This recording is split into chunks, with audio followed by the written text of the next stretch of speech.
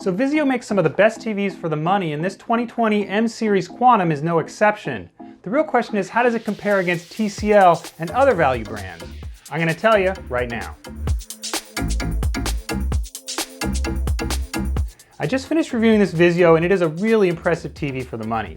First off, you get full array local dimming, one of the least expensive televisions on the market with that great picture enhancing feature. It also has variable refresh rate, which allows it to unlock some of the potential of a PS5 or Xbox Series X. We'll get to all that in a little bit, but the main thing to know is this TV is really inexpensive. So this is the 65-inch model, very good priced, way under $1,000. There's also a 50 and a 55-inch size, again, really affordable.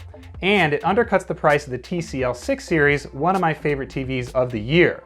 We'll start with the design. As you'd expect from a TV in the mid-price category, nothing special going on here. It's got a black frame around the edge, nice and thin. The bottom a little bit thicker. It's got a metallic finish on there. Those stand legs supporting the TV might look a little thin, but it's really not that bad. It doesn't wobble too much. You go around the side, you see the TV is thicker than a lot of TVs on the market. Again, that full array local dimming does buff it out a little bit, but again, you're not gonna be watching from the side, so who cares? Vizio did revamp its remote a little bit this year, but I don't really like it as much as some of the other TVs out there, including Roku. The remote has too many buttons. There are some shortcuts to some often used apps, but in general, it's really not one of the best clickers out there. Now, just like the remote, I wasn't a huge fan of the SmartCast Smart TV system here. Let's take a look here. Now, Vizio puts a whole bunch of TV shows and movies that you probably don't care about front and center on its homepage. You can kind of scroll down to get to the apps which you're actually going to be using. Now, this line of apps right here, it's good. It has everything that you need, all the major apps that you'd want. Pretty much no exceptions here. Maybe ESPN, HBO Max, they're not on here, but still decent selection of apps. But it's kind of annoying to just have to scroll along them. There's no app store. There's nowhere to, actually go and search for apps. You just have to kind of keep going until you find, or not, what you want. At the end of the day, I really think Vizio owners should be better served by connecting something like a Roku or another device to this television, because this built-in app store really isn't great and relatively limited compared to the competition. One good thing about the Smart TV system, it does support Dolby Vision 4K HDR on apps that work with it, like Netflix and Disney+. There's also integrated support for Amazon Alexa and Google Assistant if you have one of those speakers connected to your television.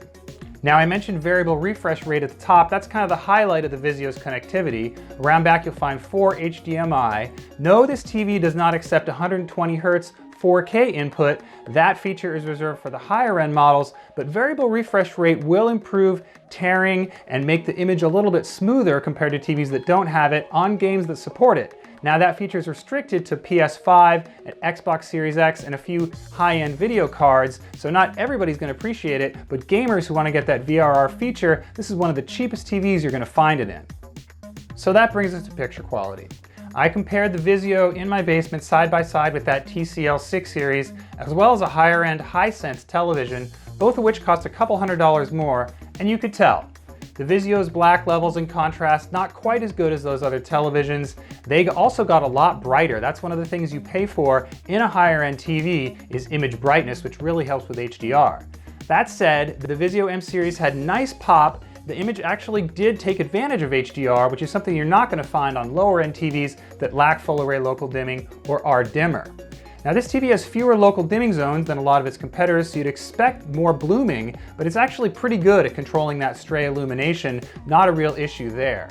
Now, as a 60 Hz TV, its motion performance wasn't quite as good as some of those 120 Hz models like the TCL, but you're going to have to look pretty close to see the difference. Now, another thing in the Vizio's favor was its color. Thanks to quantum dots, it has a nice wide color gamut, and the color is very balanced. It's not oversaturated like I saw in the Hisense. Color accuracy, very good on this TV.